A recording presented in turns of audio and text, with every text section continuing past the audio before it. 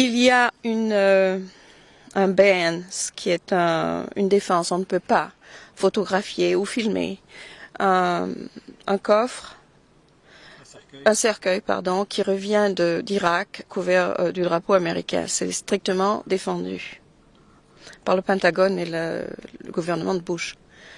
Et moi, c'est la première chose que j'ai faite. Le média était à la maison le lendemain de sa mort. Tous m'ont demandé, de télévision, radio, journaux, est-ce que vous voulez qu'on soit là pour pour le retour du corps, pour le rapatriement du corps? Et je n'ai pas répondu tout de suite. Mais le jour avant que le rapatriement se fasse, j'ai dit alors, oui, je veux que vous soyez à l'aéroport. Ils sont tous venus. Bien sûr, ça fait un scandale. Et donc le cercueil a été photographié, vous avez bravé l'interdiction de Bush. Et c'est là où j'ai commencé à mener ma guerre à moi. Depuis le 11 septembre, la peur des terroristes est diffusée, divulguée par le gouvernement. On a une sorte de gauge, comment est-ce qu'on dit ça? Baromètre. Sur l'écran de télévision qui apparaît, je ne me rappelle plus très bien si c'est une fois par mois maintenant. On entend dire que aujourd'hui c'est à l'orange. Ou alors c'est au vert. Au vert c'est très bien, mais si on passe à l'orange, c'est qu'il ne faut pas prendre telle route. Il est possible qu'il y ait un attentat quelque part de ce côté-là. Enfin, des choses comme ça sans arrêt. Mais je ne veux pas commencer à ouvrir les portes d'explications. Pourquoi? Il n'y a pas d'explication. Les seules explications sont le pétrole et l'eau. Parce qu'on oublie l'eau. Et l'Irak a tout ça. Vous savez ce qu'on nous a montré le jour des élections irakiennes à la télévision américaine? Toutes les lignes de voitures qui attendent pour recevoir de l'essence en Irak, parce que l'essence a été coupée. On nous montrait ça et on nous a dit que ces lignes de voitures étaient là à attendre pour aller voter. Ok? Après ça, on nous a montré une femme que Bush a embrassée. Il a dû voir le voyage de Jordanie, je pense, et voulait démontrer que les Irakiens étaient fous de joie des élections, de par les élections. Ouais, cette brave femme était kurde, et elle vivait en Amérique. Et je l'ai retrouvée maintenant sur un blog, et elle a fait partie d'une conférence qui a eu lieu très récemment à Amman pour les femmes irakiennes. Et elle était ambassadrice de Bush, bien sûr.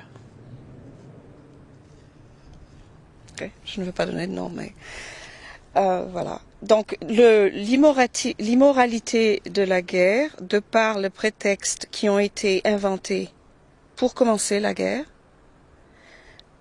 tout était faux. En fait, il n'y a rien de vrai dans tout ce qu'on nous a dit. Rien.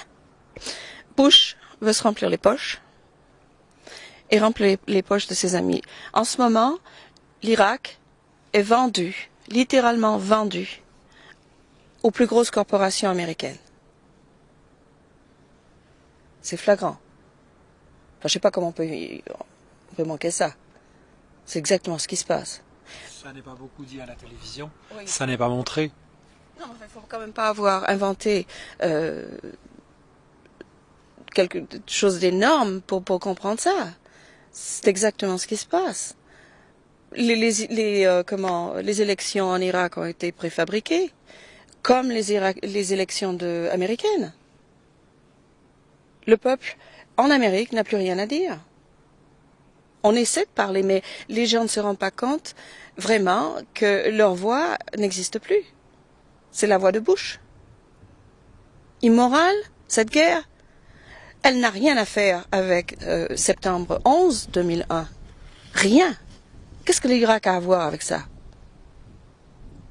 Justement, quand vous parlez d'un mouvement anti-guerre aux États-Unis, ce qu'on a du mal à comprendre ici en Europe, c'est pourquoi la population des États-Unis réagit et approuve-t-elle la guerre? Comment l'expliquer? Voilà, il y a une chose je sais pas, qui n'est pas très claire ici, j'ai l'impression, c'est que le média, on ne sait rien aux États-Unis. On ne nous dit rien. CNN, par exemple, c'est une plaisanterie. J'étais en CNN, je sais pas, peut-être 10 fois. Nouvelles et puis Polazan Show. Polazan a envoyé son équipe à la maison pour faire les interviews et tout ça. Très bien. Et puis elle m'a envoyé une limousine pour aller à Sacramento au studio satellite pour faire une chose en direct. Ouais. Je suis venue. Et puis elle a eu la malheureuse idée de me demander ce que je pensais de la guerre en Irak et ce que je pensais de Bush. Ah ben je lui ai dit, mais on a coupé. L'interview, oui, tout l'interview est passé, très bien. L'histoire de mon fils, tout ça.